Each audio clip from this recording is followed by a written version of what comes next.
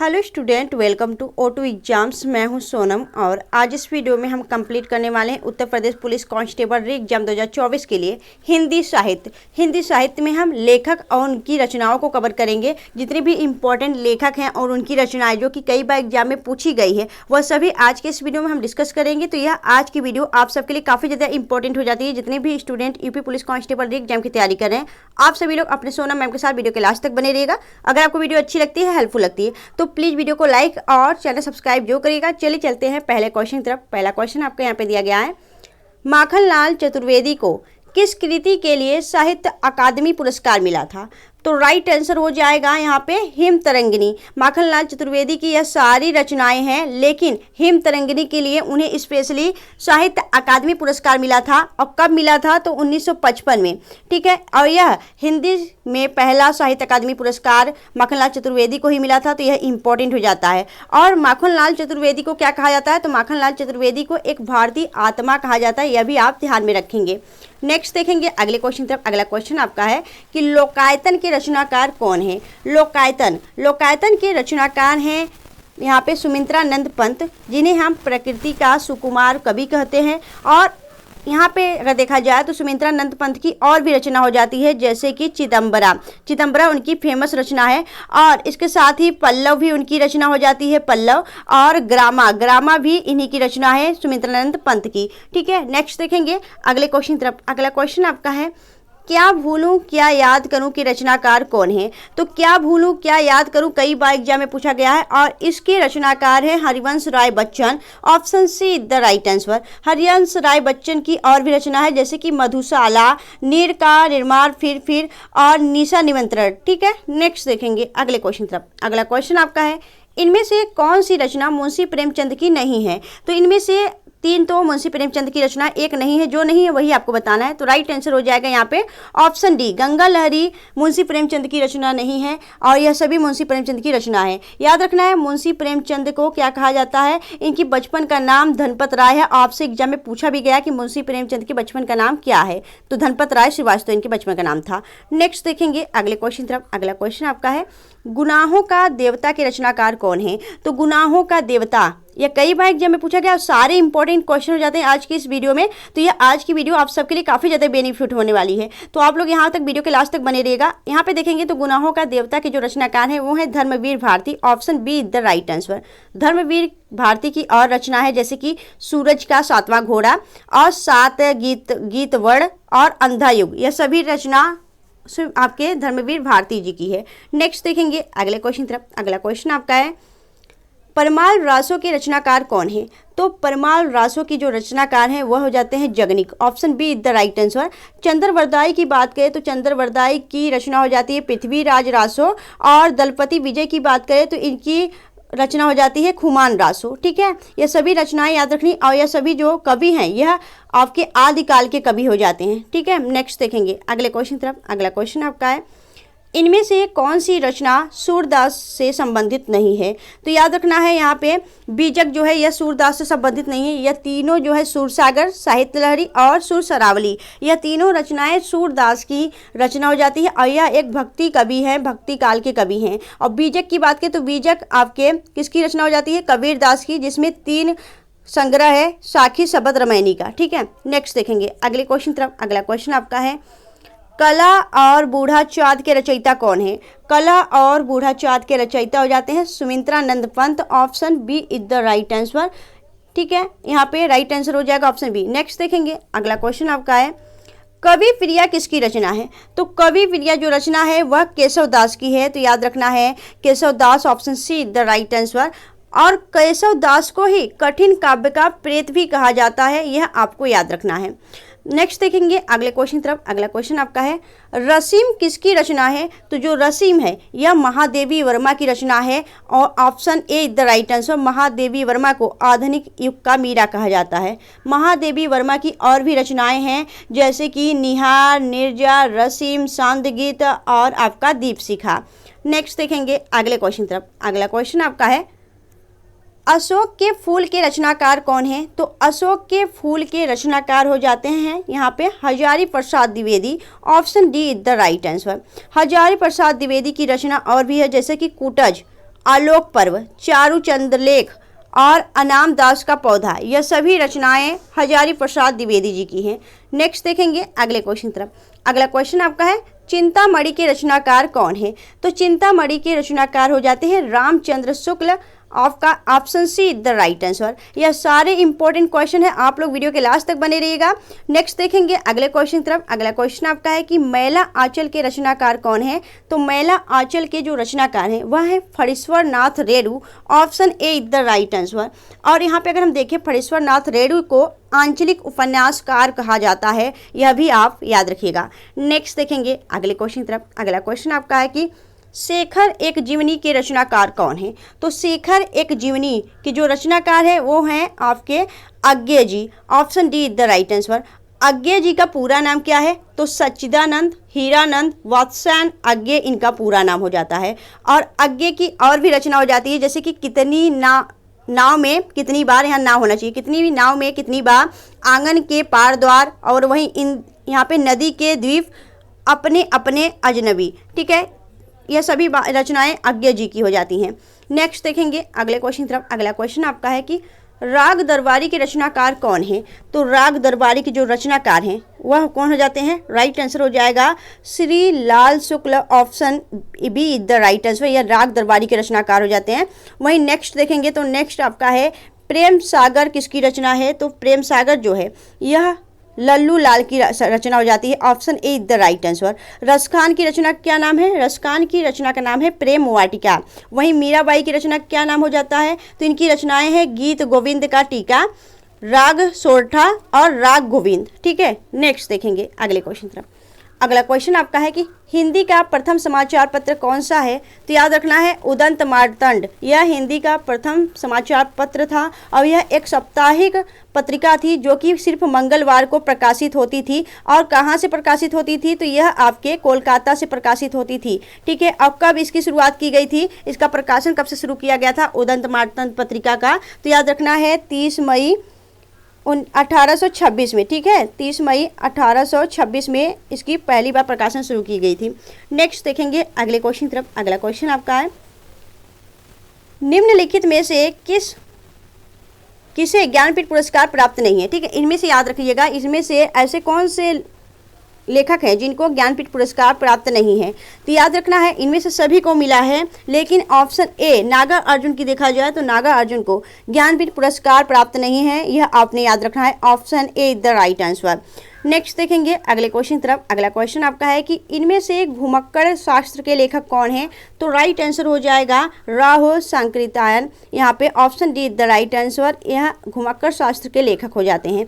दोस्तों हम आपको बता दें कि ये सारे जो हिंदी के लेखक हैं और उनकी रचनाएं जो कि इंपॉर्टेंट है वह सभी आज के इस वीडियो में हम डिस्कस कर रहे हैं, और यह आपके एग्जाम में कहीं ना कहीं जरूर पूछे जाएंगे। और यहाँ से आपके 8 नंबर पक्के हैं, तो यह आपने गांठ बांध लेना है और वीडियो को पूरा देखना है। लास्ट में अगर आपको वीडियो अच्छी लगती है, हेल्पफुल लगती है, अपने सोनम मैम की मेहनत अच्छी लगती है, तो प्लीज़ वीडियो को लाइक और चैनल सब्सक्राइब जो करेगा।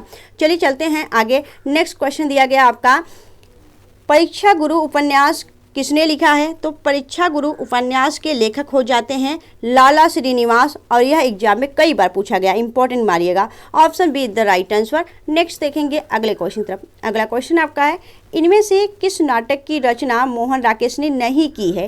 तो दोस्तों यहाँ पे याद रखना है कि सारे आपके मोहन राकेश की रचना है और एक नहीं है, जो नहीं वही आपको बताना है। तो इनमें से कौन सी रचना मोहन राकेश की नहीं है? तो याद रखना है राइट आंसर हो जाएगा अंधा युग। अंधा युग जो रचना है वह आपके धर्मवीर भारती की है, और आधे अधूरे, आषाढ़ के एक दिन, सिपाही की माँ, यह सभी रचना मोहन राकेश जी की हो जाती है।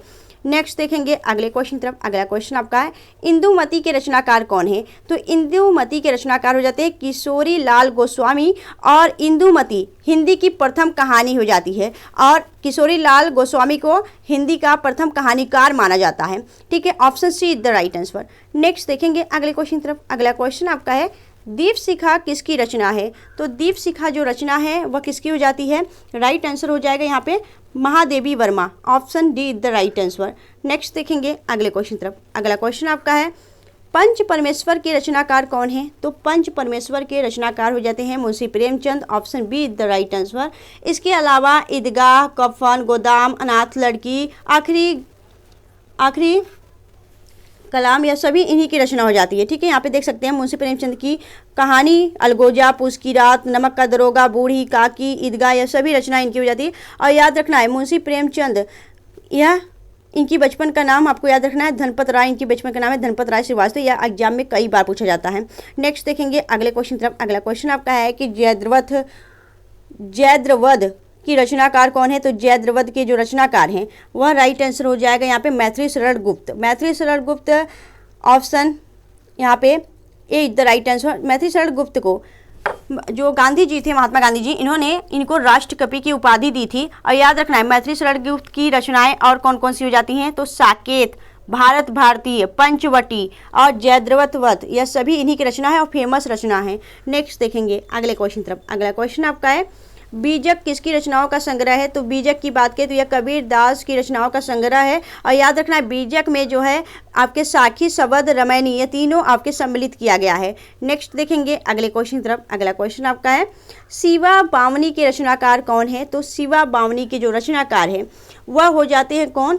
तो राइट आंसर हो जाएगा भूषण। भूषण शिवा बामनी के रचनाकार हैं। और भूषण वीर रस के कवि माने जाते हैं। उनकी रचनाएं जैसे कि छत्रसाल दशक और शिवराज भूषण, यह इनकी रचनाएं और भी हैं। ठीक है, याद रखना है। नेक्स्ट देखेंगे अगले क्वेश्चन तरफ। और आपको बता दें दोस्तों कि आपके एग्जाम में अब थोड़ी ही देर बाकी हुई है और आपको बस यहाँ से जहाँ तक हो कि आपको फटाफट रिवीजन करना है इंपॉर्टेंट चीज़ें। तो यह आप थोड़ा सा स्पीड बढ़ा के अपना रिवीजन कर सकते हैं। और याद रखना है दोस्तों कि अभी जो है कई त्यौहार आएंगे जिसमें आप थोड़ा डिस्टर्ब हो जाएंगे, लेकिन आपको डिस्टर्ब नहीं होना है। अपनी कंटिन्यू जैसे पहले आपने प्रिपरेशन की वैसे अभी भी लगातार प्रिपरेशन करते रहिए। एग्जाम के बाद तो फिर आपको रेस्ट ही रेस्ट है।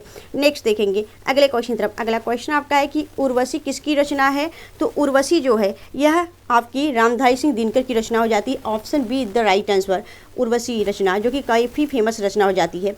नेक्स्ट देखेंगे अगले क्वेश्चन तरफ। कलम का सिपाही किसकी जीवनी है? तो यहाँ पे कलम होगा। कलम का जो सिपाही है यह मुंशी प्रेमचंद की रचना हो जाती है। और इसके लेखक कौन है? तो इसके लेखक हैं अमृतलाल राय।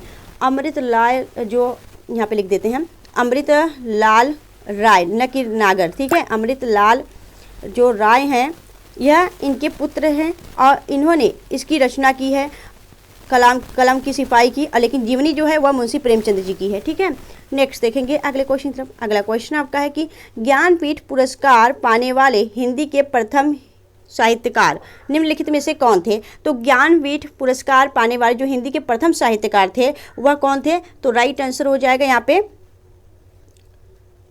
Sumitranand Pant. Option A is the right answer. इनको 1968 में, सुमित्रानंद पंत जी को 1968 में हिंदी का प्रथम साहित्यकार इन्हें ज्ञानपीठ पुरस्कार मिला था।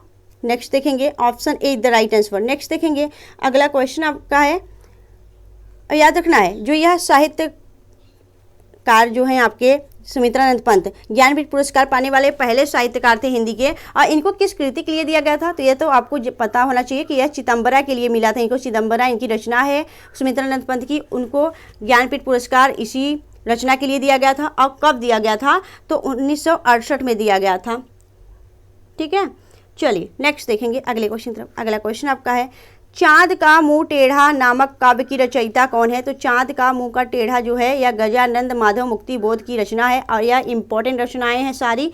नेक्स्ट देखेंगे अगले क्वेश्चन तरफ। अगला क्वेश्चन आपका है कि रंगभूमि किसकी रचना है? तो जो रंगभूमि है यह रचना हो जाती है आपकी यहाँ पे मुंशी प्रेमचंद जी की। रंगभूमि, करबला, ये सभी रचनाएं। नेक्स्ट देखेंगे अगला क्वेश्चन आपका है कुटज किसकी रचना है? तो कुटज जो है वह रामधारी सिंह दिनकर की रचना हो जाती है। Option A is the right answer.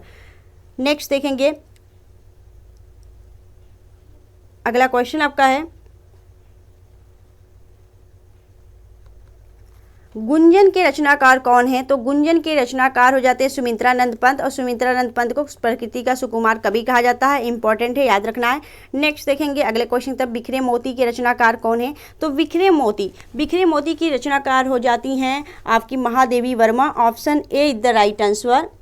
No, Subhadra Kumari Chauhan होगी। ठीक है, सुभद्रा कुमारी चौहान बिखरे मोती की रचनाकार है। साथ ही सुभद्रा कुमारी चौहान की और रचनाएं जैसे कि झांसी की रानी और कदम्ब का पेड़, यह फेमस रचना है, याद रखना है, सुभद्रा कुमारी चौहान।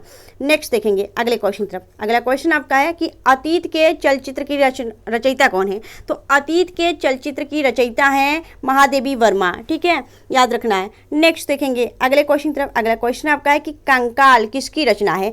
तो कंकाल जो है यह जयशंकर प्रसाद की रचना हो जाती है। जयशंकर प्रसाद की और भी फेमस रचनाएं जैसे कि स्कंदगुप्त, ध्रुव स्वामिनी, कामायनी, झरना, आंसू, लहर, प्रेम पथिक और अजातशत्रु। ठीक है, नेक्स्ट देखेंगे अगले क्वेश्चन तरफ। अगला क्वेश्चन आपका है कि हुंकार, रेणुका, कुरुक्षेत्र किसकी रचना है? तो यह तीनों रचनाएं किसकी हो जाती हैं? राइट आंसर हो जाएगा Ramdhari Singh Dinkar, option A the right answer. Next देखेंगे अगला क्वेश्चन आपका दिया गया है आषाढ़ का एक दिन नाटक के रचनाकार कौन है? तो आषाढ़ के एक दिन नाटक के रचनाकार हो जाते हैं यहाँ पे Mohan Rakesh, option C the right answer. Next देखेंगे अगले क्वेश्चन तरफ। अगला क्वेश्चन आपका है प्रेम मलिक और प्रेम माधुरी किसकी रचनाएं हैं? तो प्रेम मलिक और प्रेम माधुरी जो रचनाएं हैं वह हो जाती हैं यहाँ पे हरिवंश राय बच्चन जी की, option C the right answer. आपको बता दें हरिवंश राय बच्चन जी को सरस्वती सम्मान 1991 जब इसकी शुरुआत की गई, सबसे पहले सरस्वती जो सम्मान पाने वाले व्यक्ति हैं वह आपके हरिवंश राय बच्चन जी हैं, option C the right answer.